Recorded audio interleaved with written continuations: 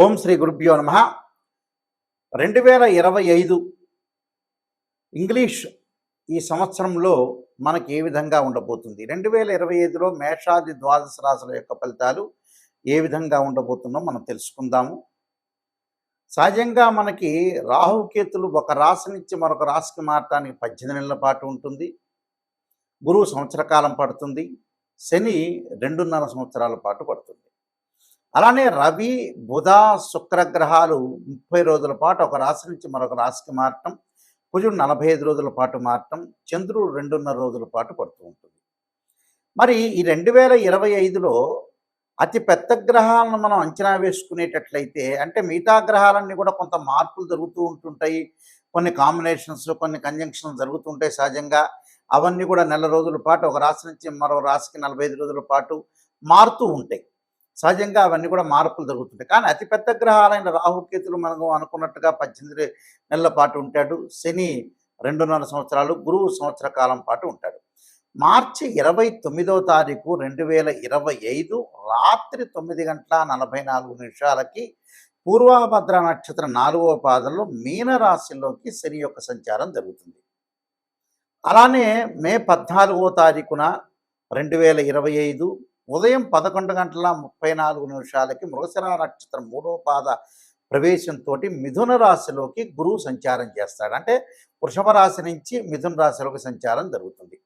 మే 20వ తారీఖు 2025 ఉదయం 6:45 పూర్వభాద్ర నక్షత్రం 3వ పాద కుంభరాశిలోకి ప్రవేశంతో రాహు కుంభరాశిలోకి మీనరాశి నుంచి కుంభరాశిలోకి ప్రవేశం జరుగుతుంది. అలానే మే 20వ తారీఖున ఉదయం 6:45 కేతు ఉత్తరా నక్షత్ర 1వ పాద సింహరాశిలోకి ప్రవేశం జరుగుతుంది. అంటే కన్య నుంచి సింహరాశిలోకి కేతు యొక్క ప్రవేశము, మీనం నుంచి కుంభరాశిలోకి రాహు యొక్క ప్రవేశము, వృషభం నుంచి మిథునంలోకి గురువు యొక్క ప్రవేశము, దానితో పాటు శని భగవానుడు కుంభం నుంచి మీనరాశిలోకి సంచారం చేస్తారు. అంటే అతిపెద్ద గ్రహాలు ఈ 4 గ్రహాలను బట్టి మనకి 2025లో ఏ విధంగా మేషాది ద్వాదశ రాశుల యొక్క ఫలితాలు ఏ విధంగా ఉన్నాయో ఒక్కసారి మనం తెలుసుకుందాం. 2025లో మీనరాశి వాళ్ళకి ఏ విధంగా ఉండబోతుందో ఒకసారి మనం పరిశీలన చేసినట్లయితే, మీనరాశి వాళ్ళ కేతు యొక్క బలం వల్ల ఆధ్యాత్మిక జ్ఞానము, పుణ్యక్షేత్రాలు, తీర్థయాత్రలు తిరగటం ఒకటి, ప్రతి విషయంలో కూడా విజయం సాధించే అవకాశాలు ఎక్కువ ఉంటాయి. గౌరవ సన్మానాలు బాగా పెరుగుతాయి. రుణాలు తగ్గించుకునే ప్రయత్నాలు చేస్తారు. అంటే ఏదైతే బ్యాంకు లోన్లు ఉంటాయో లోన్లు కానీ, ఏదైతే గతంలో చేసిన అప్పులు ఇలాంటివన్నీ కూడా తీర్చుకునే అవకాశాలు మెండుగా ఉంటాయి. కాబట్టి రుణ బాధలు తగ్గిస్తున్నాయి అంటే మంచిదేగా, వాళ్ళకి ఒక రకంగా వాళ్ళకి లాభంలో ఉన్నట్టే అర్థం. అలానే గౌరవ మర్యాదలు బాగా పెరుగుతాయి. విశేషమైన మర్యాదలు పెరుగుతూ ఉంటుంటాయి. ఉద్యోగంలో పదోన్నతి సాధించడం ఒకటి, వ్యాపారంలో కూడా మంచి లాభాలు, భాగస్వామ్య వ్యాపారం బాగా కలిసి రావటం ఒకటి, కేతువు యొక్క బలం వల్ల చాలా అద్భుతమైన రిజల్ట్స్ వచ్చే అవకాశాలు ఎక్కువ ఉంటాయి. అయితే తల్లిదండ్రుల యొక్క ఆరోగ్య విషయం పట్ల కొంత డబ్బులు ఖర్చు పెట్టే సూచనలు అనేవి ఒకటి ఉంటాయి మీనరాశి వాళ్ళకి. అలానే ఆరోగ్యం పట్ల శ్రద్ధ పెట్టాలి. అలానే పేరు ప్రఖ్యాతలు, అలానే వాళ్ళకి ఉండే ఏదైతే సామర్థ్యాన్ని, శక్తిని బాగా పెంచుకొని ముందుకు వెళ్ళే అవకాశాలు ఎక్కువగా ఉంటాయి. అంటే ప్రతి దానిలో కూడా విజయం సాధిస్తారు. విదేశాలకు వెళ్ళటం, వివాహం కాని స్త్రీ పురుషులు ఎవరికైతే ఉంటారో వివాహాలు ముందుకు వెళ్ళటం, వాళ్ళు అనుగుణంగా ఉండే వివాహాన్ని మాత్రమే వాళ్ళు ఎంచుకొని ముందుకెళ్తారు. గృహ నిర్మాణాలు, కోర్టు సమస్యలు పరిష్కారం కావటం, పిత్రార్జితం వీళ్ళు కలిసి రావటం ఒకటి, భూ సంబంధమైన వ్యవహారాల్లో కూడా అనుకూలంగా ఉండటం ఒకటి, ప్రతి పనిలో కూడా కొంత విజయం సాధించే అవకాశాలు బాగా ఎక్కువ ఉంటాయి. అంటే ప్రతి దానిలో కూడా చాలా అద్భుతమైన రిజల్ట్స్ వచ్చే అవకాశాలు ఒకటి ఉంటాయి. అంటే ఇబ్బందికరమైన వాతావరణం అనేది లేదు, కానీ ప్రతి దానిలో కూడా చక్కని రిజల్ట్స్ని సాధించడం ఒకటి, ప్రతి దానిలో కూడా విజయం సాధించడమే కాకుండా ప్రతి దానిలో కూడా ముందుకు వెళ్ళే అవకాశాలు బాగా ఎక్కువ ఉంటాయి. అంటే ప్రతి దానిలో కూడా విశేషమైన కార్యక్రమాలు నిర్వహించడం ఒకటి, పూల మొక్కలు, చెట్లు, తర్వాత ఆర్థిక పరంగా ఆదాయం, విదేశాల్లో పెట్టుబడులు పెట్టడం, విదేశాలకి వాళ్ళ ఫ్రెండ్స్ ద్వారా కానీ వాటి ద్వారా కానీ వెళ్ళే అవకాశాలు, మంచి వాహనాలు, లగ్జరీ వాహనాల్లో తిరగటం, వాహనాలు కొనుగోలు చేయటం, గృహ ఉపకరణ వస్తువులు, సోఫాలు, ఫర్నిచర్ లాంటివి, తర్వాత ఎలక్ట్రానిక్ గూడ్స్ ఇలాంటివన్నీ కూడా కొనుగోలు చేసే అవకాశాలు బాగా ఎక్కువ ఉన్నాయి. అంటే ఆర్థిక పరంగా లావాదేవీలు బాగా పెరుగుతాయి. అప్పులు తగ్గించుకొని సుఖపడే అవకాశాలు బాగా ఎక్కువ ఉంటాయి. ఆరోగ్యం అనేది గతం కంటే కూడా కొంత కుదుటపడే అవకాశం అనేది ఎక్కువగా ఉంటుంది. అంటే ఆరోగ్యపరంగా ఇబ్బందులు ఉండవు, కానీ కొంత కుదుటపడే అవకాశాలు ఎక్కువ ఉంటాయి. కాబట్టి దానిలో కూడా వాళ్ళు విజయం సాధించడమే కాకుండా దానిలో కూడా చెయ్యాలి ఒక పట్టుదలతో ఆకాంక్షతోటి ముందుకు వెళ్ళే అవకాశాలు ఎక్కువ ఉంటాయి.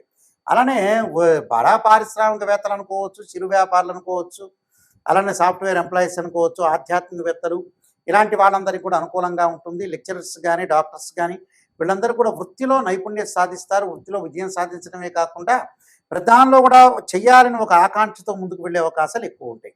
అంటే ప్రధానంలో కూడా కొంత విజయాన్ని సాధించడమే కాకుండా అద్భుతమైన రిజల్ట్స్ సాధించే అవకాశాలు బాగా ఎక్కువ ఉంటాయి. అంటే ప్రధానికి కూడా బాగుంటుంది అని చెప్పుకోవడానికి 50% వీళ్ళకి బాగుంటుందని చెప్పుకోవచ్చు.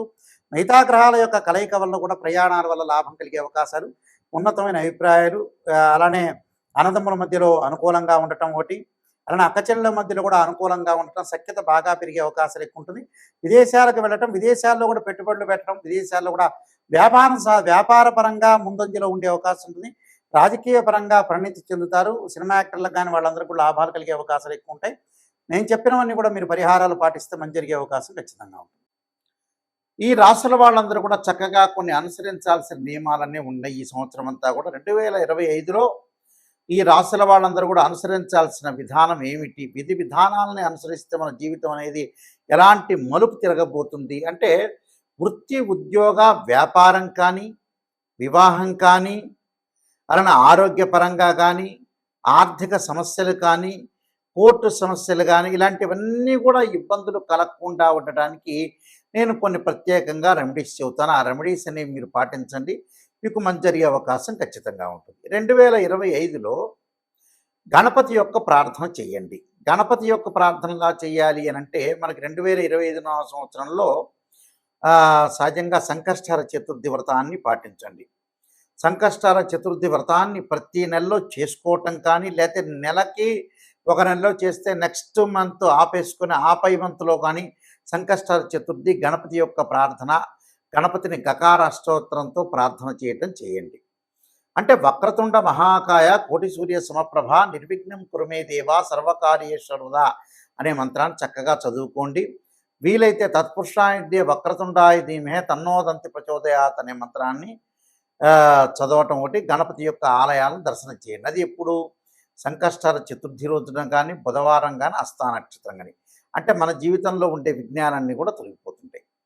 ధనం కలిసి రావాలంటే, ధనపరంగా ఇబ్బందులు మీకు కలుగుతున్నాయి అంటే, ఓం యక్షాయ కుబేరాయ శరణాయ ధనధాన్యాధిపతే ధనం ధాన్య సమృద్ధిమే దేహిమే దాపై స్వాహ అనే మంత్రాన్ని చక్కగా గురువారం రోజున ప్రాతకాలం చదవండి. వీలైతే ఇది నేను చదవలేని గురువు గారు అని చెప్పిన వ్యక్తులకి దేవానాంచ ఋషీనాంచ గురుకాంచన సన్నిభం బుద్ధిమతం త్రిలోకేశం తమ నమామి బృహస్పతిమని ప్రదోషకాల సమయంలో 2025లో ప్రతి గురువారం రోజున సాయంత్రం పూట చదవండి.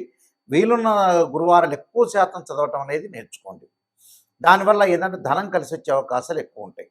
రుణ బాధలు ఉన్న వాళ్ళు 2025లో ఖచ్చితంగా ఒక అర కేజీ బెల్లం బుధవారం రోజున కానీ, సోమవారం కానీ దానం చేయండి. దానితో పాటు ముఖ్యంగా వీలైతే శనివారం రోజున నల్ల నువ్వులు దానం చేయటం, ఆదివారం రోజున మినుములు, అలానే శనివారం రోజున ఉలవలు, గురువారం రోజున శనగలు దానం చేయటం అనేది మర్చిపోవద్దండి. చేసిన తర్వాత ఏదైనా సరే మంగళవారం వస్తుంటుంది మనకి. అంటే మంగళవారం రోజున కానీ, వీలైతే మృగశిర, చిత్త, ధనిష్ట నక్షత్రం రోజుల్లో కానీ కందులు దానం చేయండి. కందులు దానం చేయటంతో పాటు చక్కగా కందుల్ని ముందు రోజున నానబెట్టి ఆవుకు పెట్టడం అనేది కూడా నేర్చుకోండి. అలానే వాహన ప్రమాదాలు ఇవన్నీ కూడా కలగకుండా ఉండాలంటే ఖచ్చితంగా సుబ్రహ్మణ్య స్వామి యొక్క ఆరాధన చేయండి. తత్పురుషాయ విద్యే మహాసేనాయ ధీమే తన్నో షణ్ముఖ ప్రచోదయాత్ అనే మంత్రాన్ని చక్కగా చదవండి. కోర్టు సమస్యలు కూడా మీకు పరిష్కారం జరిగే అవకాశాలు ఖచ్చితంగా ఉంటాయి. అలానే వివాహం కాని స్త్రీ పురుషులు ఎవరైతే ఉంటారో వాళ్ళందరూ కూడా తప్పకుండా సీతారాముల యొక్క కళ్యాణంలో కానీ, శివపార్వతుల యొక్క కళ్యాణంలో కానీ పాల్గొనండి. అలానే శ్రీ వల్లీదేవి సమేత సుబ్రహ్మణ్య స్వామి యొక్క కళ్యాణంలో పాల్గొంటే కూడా మీకు కళ్యాణం జరిగే అవకాశం ఖచ్చితంగా ఉంటుంది. దీనితో పాటు విద్యార్థులు ఖచ్చితంగా విద్యలో వెనకబడి ఉన్నట్లయితే దక్షిణామూర్తి స్తోత్ర పారాయణం చేయండి. అలానే సరస్వతీ దేవం ఆలయాన్ని సందర్శన చేయటం అనేది మర్చిపోద్దండి. అంటే ఇవన్నీ కూడా ఆరోగ్యపరంగా ఇబ్బందులు కలిగే వ్యక్తులు కూడా శరీరే జర్జరీభూతే వ్యాధిగ్రస్తే కలేబరి ఔషధం జాహ్నవీతూయం వైద్యో నారాయణ హరిని మంత్రాన్ని చక్కగా చదువుకోండి. నువ్వుల నూనెతోటి శివుడికి అభిషేకం చేయండి. చేస్తే కూడా ఆయు ప్రమాణం పెరిగే అవకాశం ఖచ్చితంగా ఉంటుంది. అలానే ప్రతి విషయంలో కూడా ముందంజలో ఉండాలంటే ఖచ్చితంగా కొన్ని నియమాలనేవి పాటించండి. ఆ నియమాల్లో ముఖ్యంగా నేను కొన్ని విషయాలు స్పష్టంగా తెలియజేస్తున్నాను. అవన్నీ కూడా మీరు పాటించి ముందుకెళ్తే మీకు మంచి జరిగే అవకాశం ఖచ్చితంగా ఉంటుంది. ఇలాంటివన్నీ కూడా మీకు అన్నీ కూడా దోషాలన్నీ తొలగిపోవాలంటే ఖచ్చితంగా ఏదైతే మీకు బాధలనేవి ఉంటాయో, ఆ బాధలన్నీ కూడా తొలగటానికి ప్రత్యేకంగా నేను ఒక పుస్తకాన్ని రాశాను. అది రాజమండ్రి మోహన్ పబ్లికేషన్ వాళ్ళు బృహత్ పరిహార సింధు అని మంత్ర యంత్ర తంత్ర రెమెడీస్ అనే పుస్తకం ఉంది. ఆ రెమెడీస్ అనే పుస్తకంలో చక్కగా మీరు అన్ని మీకు ఏదైతే ఈతి బాధలనేవి ఉంటాయో రకరకాల ఆరోగ్యపరంగా కానీ, ఉద్యోగపరంగా కానీ, వివాహపరంగా కానీ ఇబ్బందులు కలిగిన వ్యక్తులు ఎవరైతే ఉంటారో వాళ్ళందరూ కూడా చక్కగా ఆరోగ్యం పెంపొందించుకోవాలి, ధనం కలిసి రావాలి, పిల్లల యొక్క పెళ్ళిళ్ళు కావాలి, చదువులు ఉండాలి, రకరకాల సమస్యలు మనుషులు బాధపడుతూ ఉన్నారు. ఆ సమస్యలన్నిటికి కూడా మనకి మంచి ఆధారంతో ఉన్న పుస్తకాన్ని నేను తయారు చేశాను. ఏమిటంటే అది రామాయణంలో కానీ, భాగవతంలో కానీ, భారతంలో ఉండే కొన్ని శ్లోకాలు కానీ, అలానే పురాణాల్లో కానీ, ఇతిహాసాల్లో కానీ మంచి మంచి శ్లోకాలు, మంత్రాలన్నీ కూడా మనకు వేదం చెప్తుంది. ఆ వేదంలో ఉండే శ్లోకాలు, మంత్రాలకు సంబంధించినవన్నీ కూడా రెమెడీస్ అనేవి కొన్ని పుస్తకంలో ఉంది కాబట్టి నేను రాసిన పుస్తకంలో పొందుపరిచానది. ఆ పుస్తకం పేరు బృహత్ పరిహార సింధు అంటారు. ఇది రాజమహేంద్రవరం మోహన్ పబ్లికేషన్ వాళ్ళు ప్రింట్ చేశారు. ఈ పుస్తకంలో మీకు ఏదైతే దోషాలనేవి జాతకపరంగా ఉంటాయో ఆ దోషాలన్నీ కూడా తొలగటానికి ఆ పుస్తకం అనేది చాలా ఉపయోగపడుతుంటుంది. ఆ పుస్తకాన్ని మనం స్క్రీన్ మీద చూపిస్తున్నాము. అందరూ కూడా ఆ పుస్తకాన్ని తీసుకుని ఆ పుస్తకంలో గ్రంథంలో ఉంటే ఏదైతే మీకు బాగలేదో ఆ శ్లోకాలు మంత్రాలు చదవటం వల్ల కూడా మీకు చక్కని పరిష్కార మార్గం దొరుకుతుందని మరి నేను ఆశిస్తున్నాను. సర్వే జనా సుఖినో భవంతు.